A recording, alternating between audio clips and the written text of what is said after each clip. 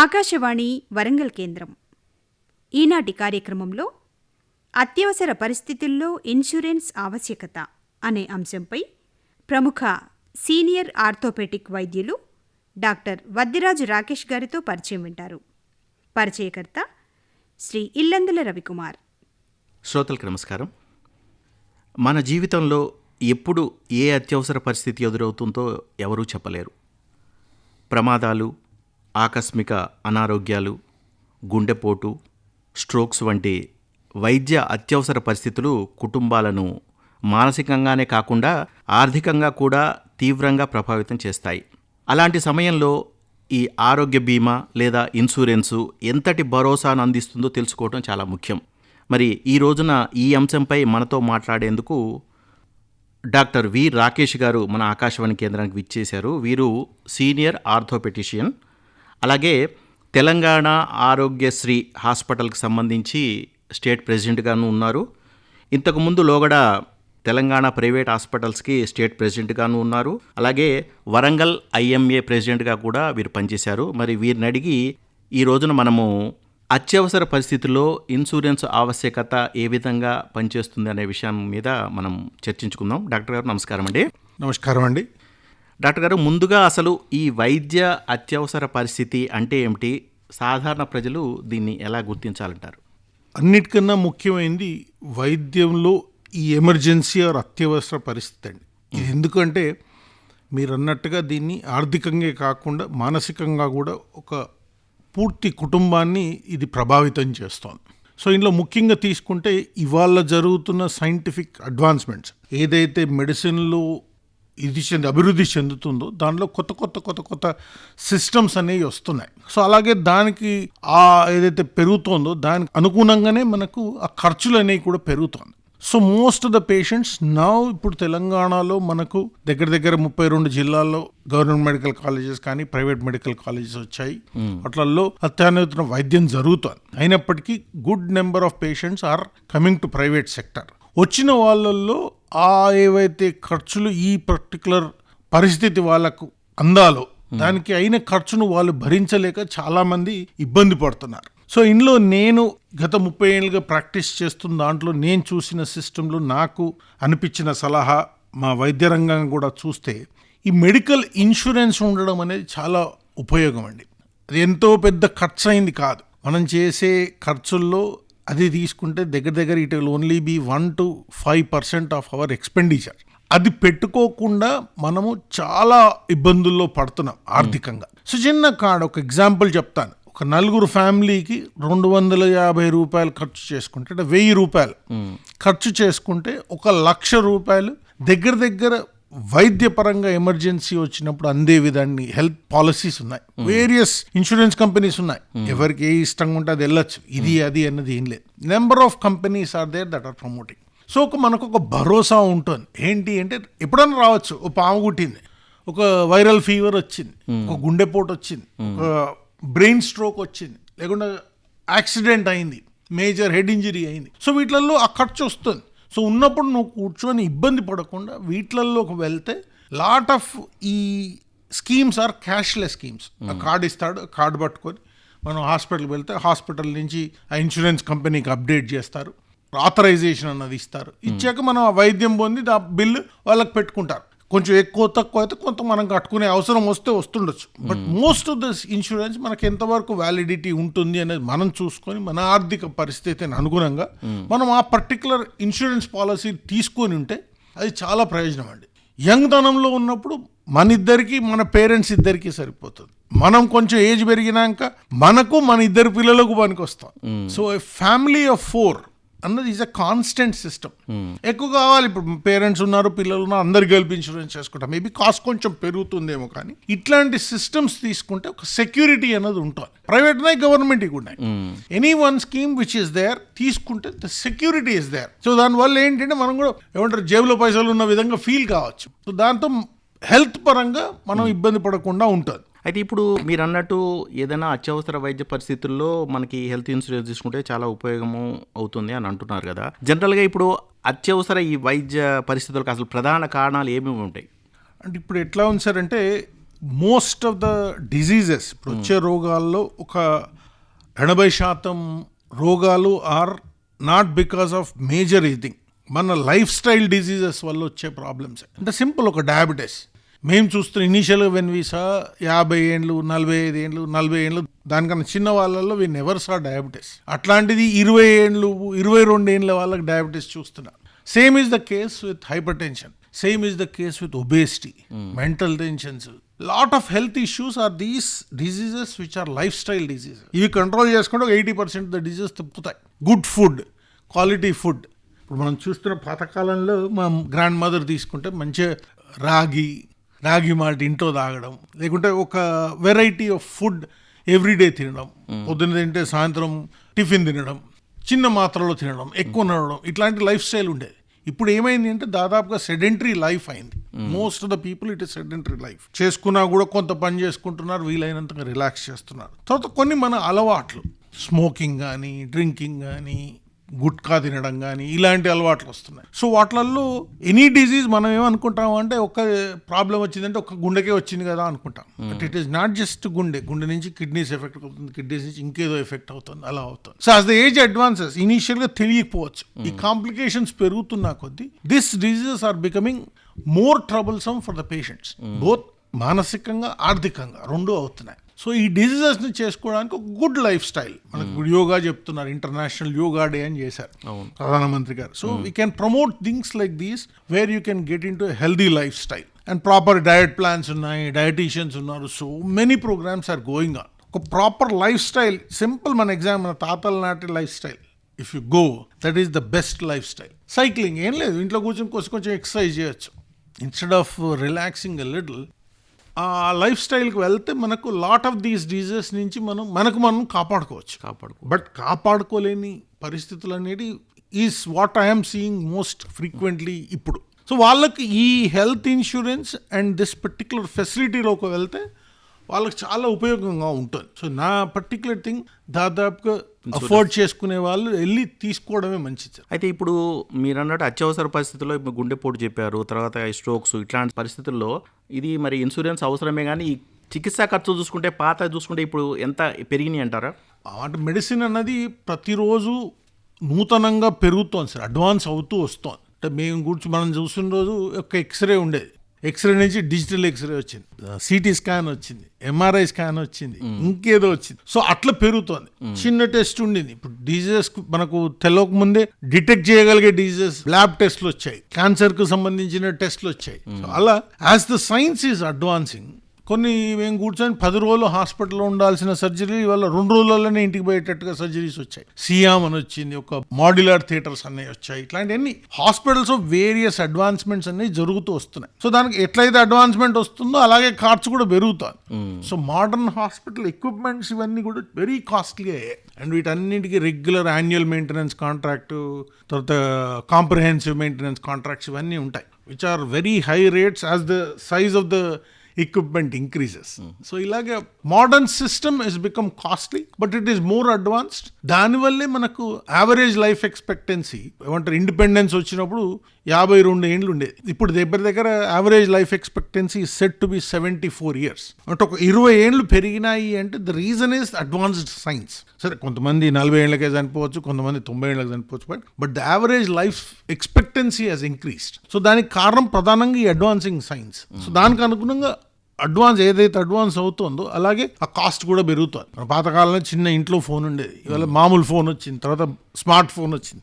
ఎలాగైతే ఖర్చు పెరుగుతుందో అలాగే అడ్వాన్సింగ్ సైన్స్లో కూడా కాస్ట్ అనేవి చాలా పెరిగాయి సార్. ఇప్పుడు మరి మామూలుగా చూసుకున్నట్టయితే వివిధ రకాల ప్రజలు ఉంటారు. అంటే బిలో పావర్టీ లైన్ ఉంటారు, సాధారణం ఉంటారు, మధ్యతరగతి ఉంటారు, ధనవంతులు ఉంటారు. ఇప్పుడు పాలసీ ఎంపిక చేసుకునేటప్పుడు మనం అంటే ఎట్లాంటిది విడిగా డిఫరెంట్ పీపుల్ ఎట్లా ఎంచుకోవాలంటారు?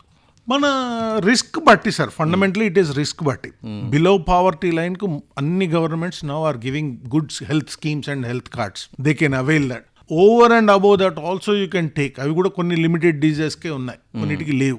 ప్రతి ఒక్కడికి ఈ హెల్త్ బీమా అన్నది తీసుకుంటేనే నా పర్టికులర్ ఒపీనియన్లో మంచిది. 1000 నుంచి 1100 డిజీజెస్కి మాత్రమే ఈ గవర్నమెంట్ ఇచ్చే స్కీమ్స్లో ఉన్నాయి, మిగిలిన వాటికి లేవు. ఏ డిజీజెస్ వస్తుందన్నది మీకు తెలియదు. Suppose that is not covered under this వస్తే అడ్వాంటేజ్ ఉంటుంది. మధ్యతరగతి వాళ్ళకి అదే రేంజ్ ఆఫ్ మీకు ఇన్సూరెన్స్ పాలసీ 5 లక్షలది ఉంటే 5 లక్షలకు రిలవెంట్ దానికి కాస్ట్ ఉంటుంది. ఆ కార్డుకు 1,00,000కు సంబంధించి 1,00,000 కార్డు ఉంటుంది. ధనవంతులు ఉన్నారు, 10 లక్షల కార్డులు, 1,00,000 కార్డులు కూడా ఉన్నాయి insurance. So it is insurance and including with risk తీసుకొని నీకు తర్వాత ఎనీ అన్టువర్డ్ ఈవెంట్ అవుతే నీకు క్లెయిమ్ కూడా వస్తుంది. Pure health insurance policies and other policies which are associated with benefit to people also.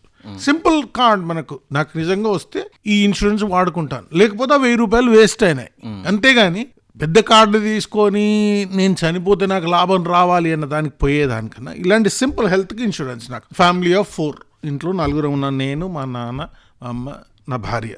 నేను, నా భార్య, నా 2 పిల్లలు. సో మనం వయసు పెరుగుతున్నా కొద్ది పెద్ద చిన్న పిల్లలకు అవసరం ఉండకపోవచ్చు, బట్ మనకన్నా పెద్ద పేరెంట్స్ ఉన్నప్పుడు వాళ్ళకి అవసరం వస్తుంది. అదే మనం పేరెంట్స్గా అయ్యాక మన పిల్లలకు పెద్ద అవసరం రాకపోవచ్చు, మనకు అవసరం వస్తుంది. సో దట్ సిస్టమ్ కంటిన్యూ చేయడం అనేది చాలా మంచిది సార్. మరి మీరు చెప్పిన దాన్ని బట్టి చూస్తుంటే నెలకు 1000 ఇట్లా అంటున్నారు. అంటే ప్రస్తుత పాలసీలు ఏమైనా మనం ఆరోగ్య బీమా తీసుకోవాలంటే అంటే నెలవారీ ఉన్నాయా, సంవత్సర వారీగా ఉన్నాయా? అన్ని ఇయర్లీ ఉంటుంది సార్, నెలవారీగా ఏముండదు. Everything is yearly. అండ్ మనం అర్లీగా తీసుకుంటే మనకు ఈ పడే ఖర్చు ఏదైతే ఉంటుందో లాంగ్ టర్మ్ లో కూడా పెద్దగా పెరగదు. మనం పెద్ద వయసు వచ్చినాక కార్డు తీసుకున్నాం, ఒక 40 ఏళ్లకో 50 ఏళ్లకో నాకు షుగర్ బీపీ ఉండి ఒక కార్డు తీసుకోవాలంటే నాకు కవరేజ్ పాలసీ ఖర్చు పెరుగుతుంది. అదే నేను ఏదో 30 ఏళ్ళ నుంచి మొదలు పెట్టాను అనుకోండి, 20 ఏళ్ళ నుంచి మొదలు పెట్టాను అనుకోండి, నాకు కాస్ట్ ఇవాళ ఎంత పడుతుందో అంతకన్నా తక్కువ పడుతుంది. అండ్ ఐఎమ్ హ్యావింగ్ ఒక హెల్త్ ఇన్సూరెన్స్ అన్నది ఉంది నాకు, అంటే భరోసా అన్నది నాకు ఉంది నా దగ్గర.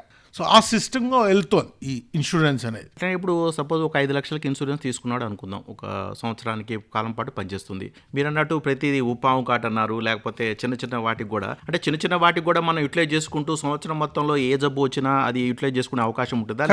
అన్నిటికీ పనిచేస్తుంది. Policy which covers to the health of this family of 4 for ₹1,00,000, 1,00,000 రూపాయల పేరు మీద చిన్న మొత్తంలో. మనం అదేదో పెద్ద ఖర్చు చేసింది కాదు. ఇవాళ ప్రతి ఒక్కరం ఫోన్ మాట్లాడుతున్నాం, ఇంట్లో 4 ఉంటే 2 స్మార్ట్ ఫోన్లు వాడే పరిస్థితి. లిటరల్గా కూడా తీసుకుంటే బీపీఎల్ అనండి, మధ్యతరగతి అనండి, హై ఇన్కమ్ గ్రూప్ అనండి. సో ఆ అయ్యే సిమ్ ఖర్చు కింద మనం భరించుకుంటే 2 నెలల సిమ్ ఖర్చు is equivalent to your insurance. So అంత తక్కువలో there are policies where people can go enquire and get into ఆ మంచి స్కీమ్లోకి వెళ్తే ఈ అడ్వాంటేజ్, ఈ ప్రయోజనం అనేది అందరికీ దొరుకుతుంది. అయితే ఇప్పుడు చూసుకున్నట్టయితే కొన్ని గవర్నమెంట్ కూడా కొంతమందికి ఇప్పుడు ఏజ్ ఎక్కువ ఉన్న వాళ్ళకి ఇట్లా కొన్ని పథకాలు అనేది ప్రవేశపెట్టింది. ఇప్పుడు మనం ప్రభుత్వ పథకాలకు కానీ లేకపోతే ప్రైవేట్ పథకాలకు కానీ డిఫరెన్స్ ఏముందంటారు? ఇప్పుడు ఈ ప్రభుత్వ పథకాలు కూడా బాగున్నాయి సార్. ఏజ్డ్ వాళ్ళకి కానీ, బిలో పావర్టీ లైన్ వాళ్ళకి కానీ, తెలంగాణ ప్రభుత్వమే కానీ, ఉమ్మడి ఆంధ్రప్రదేశ్ ప్రభుత్వమే కానీ, ఇప్పుడు నేషనల్ లెవెల్లో కూడా ఆరోగ్యశ్రీ అండ్ ఇప్పుడు ఆయుష్మాన్ భారత్ అని స్కీమ్స్ ఉన్నాయి. దెన్ ఈ ప్రైవేట్ ఇన్సూరెన్సెస్ ఉన్నాయి. Private insurances covers any disease.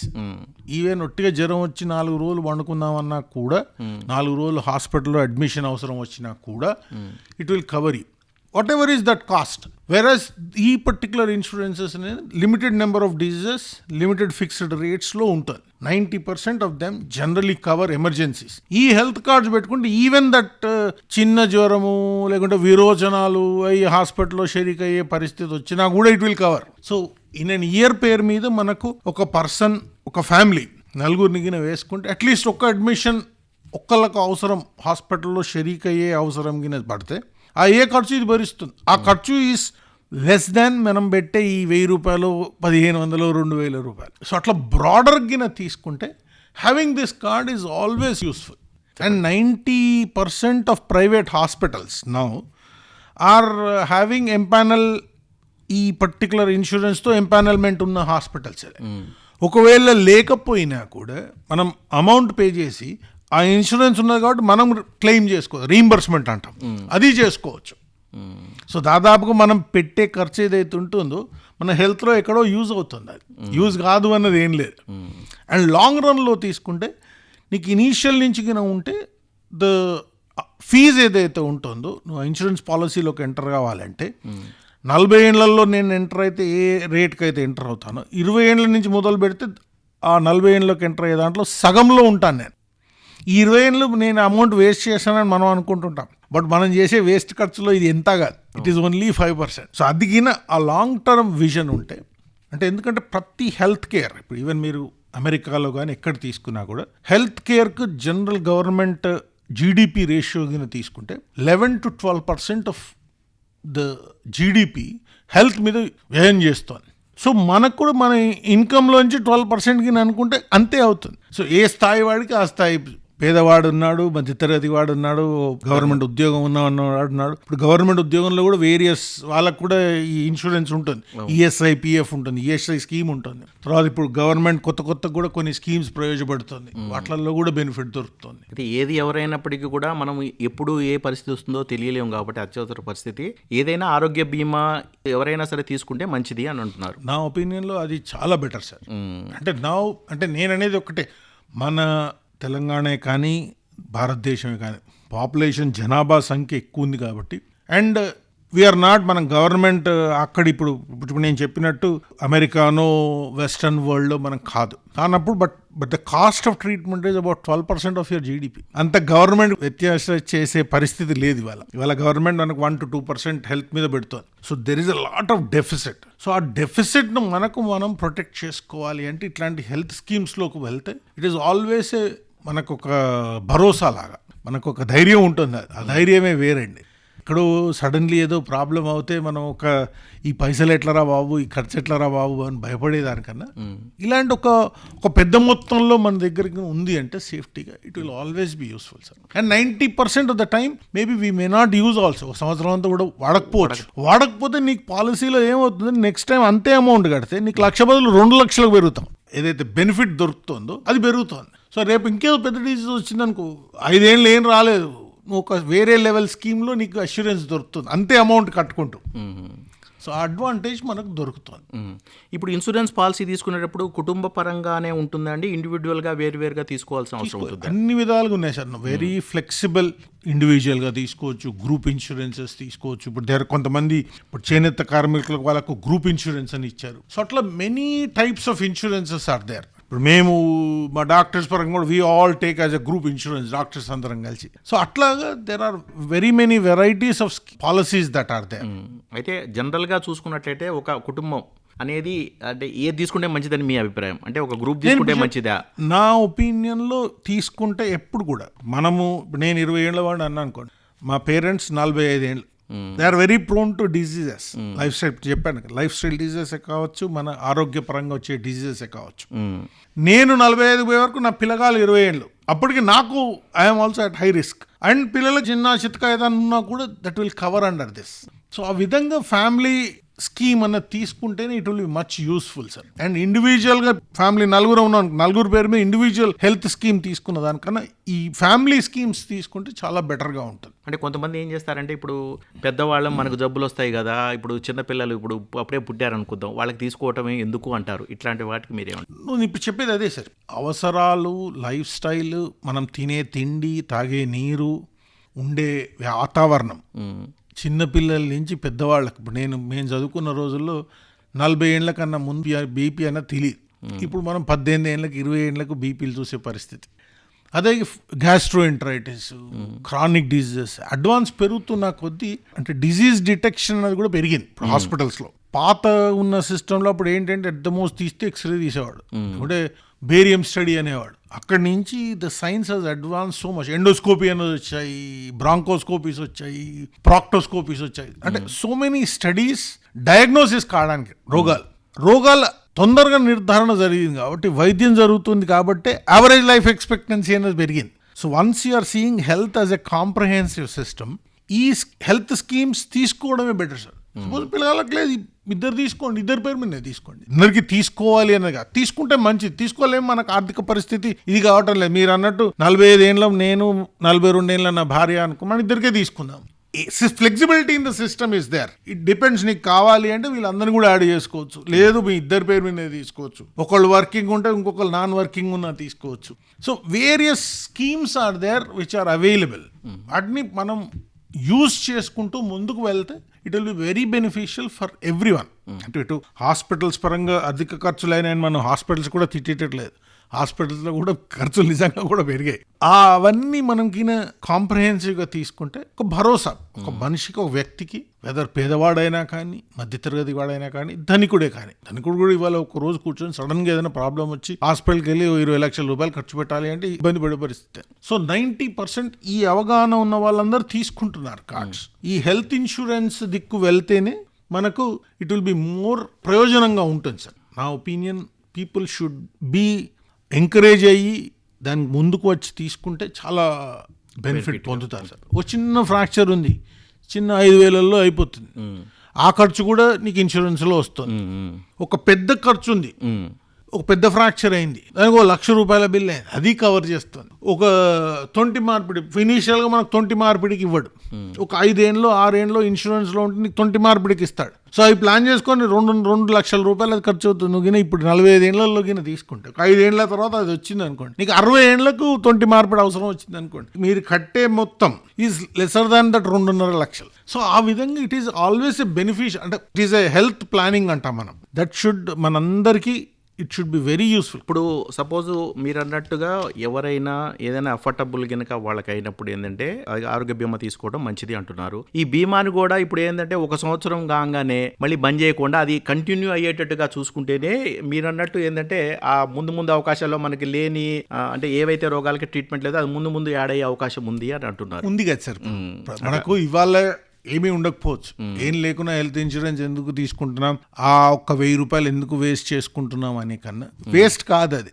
It's an investment లాగా ఫీల్ కావాలి. ఫ్యూచర్ లో ఈ ఇన్వెస్ట్మెంట్ మనం ఏదైతే చేస్తామో, ఇవాళ ఏదైతే పెట్టుబడి పెడతామో హెల్త్ మీద పెట్టుబడి అనేది చాలా అవసరం సార్. ఈ ₹1,000 వేస్ట్ కాదు. ఈ ₹1,000 ఇవాళ పెట్టింది ఈజ్ ఈక్వలెంట్ to ₹10,000 నువ్వు సంపాదించినట్టు. ఆ విధంగా ఆలోచించుకుంటూ ముందుకు వెళ్ళాక, ఇప్పుడు నేను చెప్పాను 5 ఏళ్ళ లోపు నీ రిప్లేస్మెంట్కు ఇన్సూరెన్స్ వాడు కవర్ ఇవ్వడు, తర్వాత ఇస్తాడు. అంటే ఎట్లాగో నీకు 45 ఏళ్ళు వచ్చినాయి, 50 నుంచి 60కి నీకు ఎట్లాగో మోకాళ్ళు అరుగుతాయి నీకు, కాబట్టి నీకు క్లెయిమ్ ఇన్సూరెన్స్ ప్రీమియం అంటాం, అది ఎక్కువ ఉంటుంది. అదే కాకుండా నీకు చిన్నప్పటి నుంచే ఉందనుకోండి, so you are continuing it, నిజంగా వచ్చినాడు అది యూజ్ అవుతుంది and that will be very beneficial. ఇప్పుడు నేను చెప్తున్నట్టు ప్రతి ఒక్క రోగానికి వాళ్ళ ఒక మోకాల మార్పిడి అనే కాదు, మూత్రపిండాల డిజీజెస్ కావచ్చు, గుండె పరంగా కావచ్చు, స్ట్రోక్స్ పరంగా కావచ్చు, there are so many diseases which are happening. అంటే కమింగ్ డిజీజెస్ ఊహించలేనంత తీవ్రతతో కూడా వస్తున్నాయి, లైఫ్ స్టైల్ డిజీజెస్ యాడ్ అవుతున్నాయి దానికి.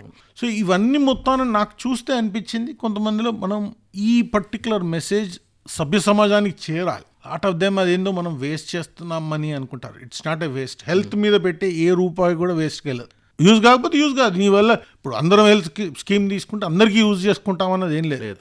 Indirectly you're helping someone else also. అంటే హెల్త్ ఇన్సూరెన్స్ ఇప్పుడు మీరు అన్నట్టుగా ఇందాక ఇప్పుడు ఈ ఇయర్లో మనం కనుక క్లెయిమ్ చేయకపోయినా కూడా ముందు వచ్చే వారికి అంటే ఇన్స్టాల్మెంట్ అది తగ్గుతుంది, తర్వాత మనం కట్టేది ఇన్స్టాల్మెంట్ కూడా తగ్గుతుంది. అట్లానే డిసీజెస్ కొన్ని యాడ్ అవుతుంటాయి కాబట్టి మనం ఈ సంవత్సరం క్లెయిమ్ చేసుకోలేదు అని బాధపడకూడదు. సో అది కంటిన్యూ చేసుకుంటూ వెళ్తే lot of people but who come to me వాడు చేసుకున్నప్పుడు వాళ్ళ పేరెంట్స్ ను అందరినీ యాడ్ చేశాడు, 5 ఏళ్ళు రాలే, 5 ఏళ్ళ తర్వాత వాళ్ళ పేరెంట్స్ కు కీళ్ళ మార్పిడి ఆపరేషన్ చేయించాడు. సో ఇవన్నీ సేమ్ కీళ్ళ మార్పిడికి పెట్టాలి అంటే ప్రాబబ్లీ ఆ ఫ్యామిలీకే కానీ వాళ్ళ అన్నకు అందరికి ఆర్థికంగా ఇబ్బంది అయ్యి ఉండేది. వాడు ఆ రోజు ఆ హెల్త్ పాలసీలోకి ఎంటర్ అయ్యాడు కాబట్టి ఆ రోజు వాళ్ళ అమ్మకు నీ రీప్లేస్ కీళ్ళ మార్పిడి ఆపరేషన్ చేయించగలిగాడు, ఆర్ లేకుంటే వాడికి ఏదో ప్రాబ్లం ఉంటే చేయించగలడు, వాళ్ళ భార్యకి ఏదో ప్రాబ్లం వస్తే చేయించగలిగాడు. సడన్లీ వాడి భార్యకి ఏదో ప్రాబ్లం, హెల్త్ ప్రాబ్లం వచ్చి హయ్యర్ సెంటర్కి వెళ్ళాలి అంటే ప్రయోజనం అయింది అది. ఇప్పుడు సాధారణంగా మరి మీరు అన్నట్టు గవర్నమెంట్ అంటే గవర్నమెంట్ పరంగా కొన్ని కార్డ్స్ ఉన్నాయి. ఇప్పుడు మన సామాన్య ప్రజలు కానీ లేకపోతే వేరే వాళ్ళు తీసుకున్నప్పుడు ఇప్పుడు ప్రైవేట్ పాలసీలు తీసుకుంటారు కదా. ఇప్పుడు మనం ఇన్సూరెన్స్ తీసుకున్నప్పుడు మరి ఈ హాస్పిటల్స్ అనేవి అన్నీ యాక్సెప్ట్ చేస్తాయా, లేకపోతే ఆ ఇన్సూరెన్స్ పాలసీ సంబంధించిన హాస్పిటల్స్లోనే మనం వాళ్ళు ఇస్తారా, క్లెయిమ్ ఎట్లుంటుంది సార్? ఇప్పుడు 2 విధాలుగా ఉంది సార్. ఇప్పుడు ఇదివరకు ఎలాగ ఉండింది అంటే కొన్ని హాస్పిటల్స్ కొన్ని ఇన్సూరెన్స్ వాటితో టైఅప్ అయ్యేవా, ఎంపానల్మెంట్ అంటాం, అది అయ్యేటి. ఇప్పుడు now the policy, present policy is if you have a card you can go to any హాస్పిటల్కు ఎంపానల్మెంట్ ఉందా లేదా అన్నది అవసరంలా. మీరు అక్కడికి వెళ్ళిన వైద్యం చేయించుకుంటే అక్కడ ఇన్సూరెన్స్ వాడు వాళ్ళని కాంటాక్ట్ చేసి ఆ కోఆర్డినేషన్ టీమ్ డెవలప్ చేసుకొని క్యాష్లెస్ ఇచ్చే ఫెసిలిటీ ఉంది. ఒకవేళ క్యాష్లెస్ ఫెసిలిటీ ఇవ్వలేని పరిస్థితి ఉన్నా కూడా మీరు క్యాష్ కట్టి ఈ బిల్లులన్నీ తీసుకుపోయి సబ్మిట్ చేసుకొని రీయింబర్స్మెంట్ చేసుకునే ఫెసిలిటీ కూడా ఉంది. సో బోత్ వేస్ మన మనీ, మనకు రావాల్సిన పని, మన రోగానికి అయ్యే ఖర్చుకు మీరు పెట్టిన మనీ ఏదైతే ఉంటుందో మళ్ళీ మీకు వాపసు వచ్చేస్తుంది. సో ఈ బోత్ ఫెసిలిటీస్ క్యాష్లెస్ అవుతే క్యాష్లెస్ అవుతుంది. ఫర్ ఎగ్జాంపుల్ ఇప్పుడు నా చెప్తే ఒక 20 ఇన్సూరెన్సెస్ నా హాస్పిటల్ టైఅప్ అయింది, 22వ ఇన్సూరెన్స్ పేషెంట్ వచ్చాడు అనుకోండి, ఐల్స్ వాళ్ళకు ఈ ఎలక్ట్రానిక్ మెయిల్, సో పేషెంట్ కూడా ఇన్సూరెన్స్ వాడు చెప్తాడు ఈ హాస్పిటల్స్లో ఉంది, ఈ హాస్పిటల్స్లో లేదు అని. లేదు మీరు ఏ హాస్పిటల్కి వెళ్ళినా ఇది ఇస్తా, ఆ కండిషన్స్ ఏవైతే ఉంటాయో ముందే మనకు చెప్తారు ఇన్సూరెన్స్ కంపెనీస్ వాళ్ళు కూడా. సాధారణంగా ఇప్పుడు చివరిగా ఒక ప్రశ్న, ప్రజల్లో ఈ ఆరోగ్య బీమాకు సంబంధించి ఏమైనా అపోహలు ఉన్నాయంటారు? ఫస్ట్ అండ్ ఫార్మోస్ట్ ఒక్కటే సార్, నాకు అవసరం లేదు, నా మీద నాకు భరోసా ఉంది అనుకుంటున్నాను. ఒక 22 ఏళ్ళ పిల్లగాడు ఉన్నాడు, బండి మీద పోతున్నాడు అంటే యాక్సిడెంట్ కాదు అని ఎలా చెప్తాం? ఊర్లలో ఉన్నాం, చేనుకు పోతున్నాం, ఓ పాము కాటు ఉండదని ఏం చెప్తాం, ఓ తేలు కాటు ఉండదని. హెల్త్ ఎమర్జెన్సీస్ అనేవి అలాంటివి సార్. రాదు ఉండదు అన్నది ఏం లేదు, నీ మనీ వేస్ట్ అవుతుంది అన్నది బిగ్గెస్ట్ ప్రాబ్లం. అండ్ ఇంకొకటి, ఇదేదో అనవసర ఖర్చు అనుకుంటారు, అది యాక్చువల్లీ అత్యవసర ఖర్చు. సో అది విస్మరించి మనం నిజంగా అత్యవసరం వచ్చినప్పుడు ఇబ్బంది పడతాం. మూడోది లిటరల్గా ఖర్చులు అయితే మీకు చెప్పినట్టుగా మన యాన్యువల్ ఇన్కమ్ దేశానికి పెడితే జీడిపి అంట, మనకు అనుకుంటే మన శాలరీ అనుకుందాం, ఓ 10,000 రూపాయలు నెలకు సంపాదిస్తాడు అనుకోండి, సంవత్సరం పేరు మీద 1,20,000 రూపాయలు సంపాదిస్తాడు. 12% ఇంతకుముందు చెప్పినట్టు, that's the health budget. So అలాగా ద గవర్నమెంట్ కొంత సపోర్ట్ చేయగలిగింది కాబట్టి మన గవర్నమెంట్ సంస్థ కానీ ఈ ఇన్సూరెన్సెస్ ఏవైతే పెట్టారో అవి నడపగలుగుతున్నాం. But still that is not able to అందరికీ అందుబాటులో రావటంలా. ఈ పర్సంటేజ్లో కాకపోయినా ఇందులో కొంచెం మొత్తమైన సగం మొత్తమైనా మనం గిన పెట్టగలిగితే, ఇప్పుడు చెప్పిన 10,000 500 రూపాయలు కార్డ్, హెల్త్ కార్డ్, సంవత్సరం పేరు మీద 6,000 ఇన్సూరెన్స్ తీసుకుంటాం. ఎంత వస్తుందా? సపోజ్ 75,000 వచ్చినాయి అనుకోండి, 50,000, దట్స్ ఆల్సో ఫైన్ కదా సార్. మన సంవత్సరం వచ్చే ఆదాయంలో బరువుని ఇప్పుడు ఇన్సూరెన్స్ తీసుకుంటారు కదా. సో ఈ విధంగా తీసుకుంటే మనకి it is beneficial programme and investment అండి. రియల్గా కూడా ఎమర్జెన్సీస్ నేను చూస్తున్నాను కదా, పెద్ద పెద్ద ఫ్యామిలీస్ ఇబ్బంది పడే పరిస్థితులు ఉన్నాయి. ఈ స్థాయి ఆ స్థాయి అనేది ఏం లేదు సార్.